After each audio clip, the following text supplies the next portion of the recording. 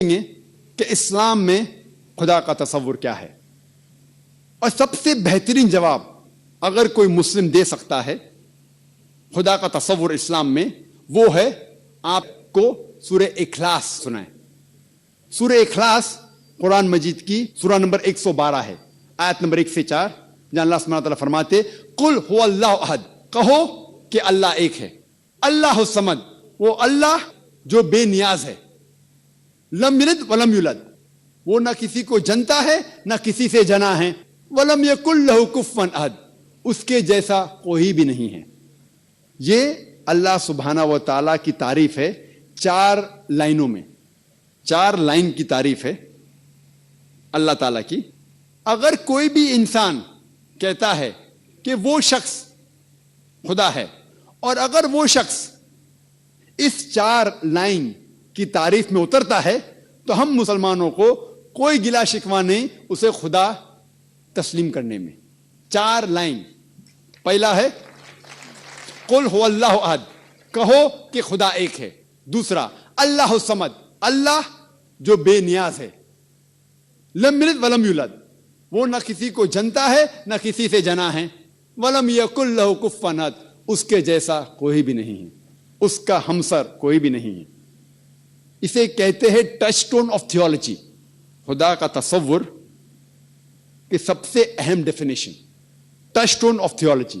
اگر آپ کوئی بھی خدا میں مانتے ہیں، آپ اس خدا کو اس سورہ اخلاص سے کمپیئر کرو۔ اس سورہ اخلاص کی اگر 4 لائن کی تعریف پہ اترتا ہے تو وہ صحیح خدا ہے، اگر نہیں اترتا ہے تو وہ صحیح نہیں ہے۔ کوئی بھی خدا کو آپ مانتے ہیں، اس کو اس 4 لائن سے پرکھو، اگر اس 4 لائن کی تعریف سے اتر جائے تو ہمیں کوئی اعتراض نہیں ہے تسلیم کرنے میں کہ وہ خدا ہے۔ مثال کے طور پہ کئی انسان یہ مانتے ہیں کہ بھگوان رجنیش وہ خدا ہے۔ سوال جواب کے دوران ایک ہندو دوست نے مجھ سے کہا کہ ہم ہندو نہیں مانتے کہ بھگوان رجنیش خدا ہے۔ تو میں نے اس سے کہا، میں نے کبھی بھی نہیں کہا کہ ہندو مانتے ہیں کہ بھگوان رجنیش خدا ہے، میں نے یہ کہا کچھ انسان مانتے ہیں بھگوان رجنیش خدا ہے۔ میں ہندو مذہب کی کتاب پڑھ چکا ہوں، اس میں کہیں بھی نہیں لکھا ہوا ہے کہ بھگوان رجنیش خدا ہے، لیکن کئی انسان یہ مانتے ہیں کہ بھگوان رجنیش خدا ہے۔ آؤ ہم یہ پرکھیں کہ بھگوان رجنیش سورہ اخلاص کے 4 لائن کی تعریف پہ اترتا ہے کہ نہیں۔ سب سے پہلا قل هو اللہ احد، کہو کہ اللہ ایک ہے۔ کیا بھگوان رجنیش ایک ہی ہے؟ کیا وہ ایک ہی انسان ہے جس نے خدا بننے کا دعویٰ کیا؟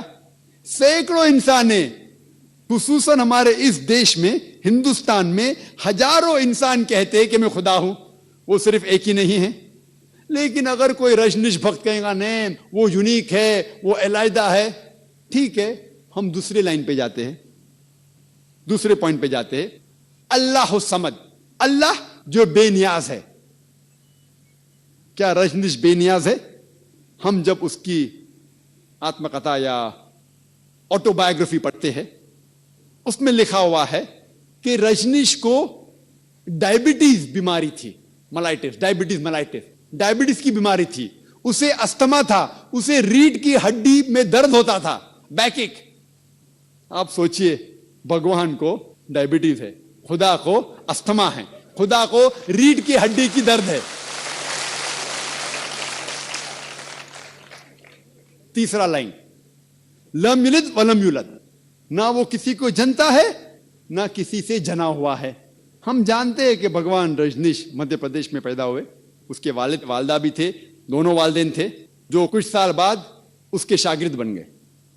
یہ بھگوان رجنیش 1981 میں امریکہ جاتے ہیں، USA، اور وہاں اسٹیٹ آف اوریگون، ایک اوریگون جو شہر ہے، وہاں اپنا ایک رجنیش پورم شروع کرتے ہیں، اور امریکہ میں ہزاروں امریکن لوگ کو بیوقوف بناتے ہیں۔ کچھ چند سال بعد امریکن گورنمنٹ اس کو گرفتار کرتی ہے اور جیل میں ڈالتی ہے۔ بھگوان رجنیش کہتے ہیں کہ امریکن گورنمنٹ نے مجھے آستے آستے سے زہر دیا۔ سوچئے، کوئی خدا کو زہر دے سکتا ہے؟ اور 1985 میں 1985 میں امریکن گورنمنٹ اس کو امریکہ کے باہر نکال دیتی ہے، لات مار کے نکال دیتی ہے. پھر سے وہ ہندوستان میں آتا ہے اور پونا شہر میں اپنا جو سینٹر تھا وہاں جاتا ہے, جسے آج کی تاریخ میں کہتے ہیں اوشو کمیون. اور اگر آپ جائیں گے اوشو کمیون میں پونا میں, جو رجنیش کا ایک آشرم ہے, وہاں اس کے قبر پہ, اس کے سمادھی پہ ایک تختی ہے جس میں لکھا ہوا ہے بھگوان Rajneesh Osho never born, never died, but visited the earth from the 11th of December 1931 to the 19th of January 1990. اس کے تختی پہ لکھا ہوا ہے کہ اوشو نہ کبھی پیدا ہوئے نہ کبھی مرے, لیکن دھرتی پہ سیر کرنے کے لیے آئے, دھرتی پہ گھومنے کے لیے آئے. 11 دسمبر 1931 سے لے کے 19 جنوری 1990 تک کے. Never born, never died, but visited the earth from the 11th of December 1931 to the 19th of January 1990. اس تختی پہ یہ نہیں لکھا تھا کہ بھگوان رجنیش کو 21 ممالک کی ویزا نہیں ملی تھی. بھگوان آ رہا ہے دھرتی کی سیر کرنے کے لیے اور اسے ویزا کی ضرورت ہوتی ہے. اسے 21 ممالک کی ویزا نہیں دی گئی تھی. He was not given visas to 21 different countries of the world. Imagine Almighty God coming and he requires visa to visit different parts of the world. اور آرک بشپ آف گریس کے پادری نے کہا کہ اگر آپ رجنیش کو اس دیش سے نکال نہیں دیں گے تو ہم اس کے گھر اور اس کے چیلوں کے گھر کو جلا دیں گے. اور جو آخری لائن ہے وَلَمْ يَكُنْ لَهُ كُفُوًا أَحَدٌ, اس کے جیسا کوئی بھی نہیں ہے, اس کا ہمسر کوئی بھی نہیں ہے. یہ تو صرف صحیح خدا کے علاوہ کوئی بھی نہیں پاس کر سکتا. آپ اگر اس خدا کے مقابلے میں کچھ بھی چیز اس دنیا میں مقابلہ کر سکتے ہیں تو وہ خدا ہی نہیں ہے.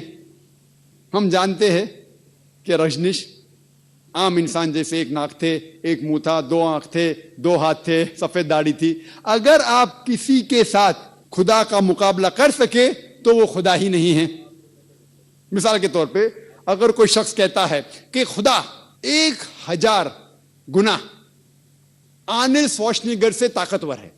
آرنلڈ شوارزنیگر کا نام سنے ہوں گے آپ نے. آرنلڈ شوارزنیگر جس کو لقب ملا ہے مسٹر یونیورس, سارے جہاں میں سب سے طاقتور انسان, اس کو ٹائٹل ملا تھا سب سے طاقتور انسان آرنلڈ شوارزنیگر.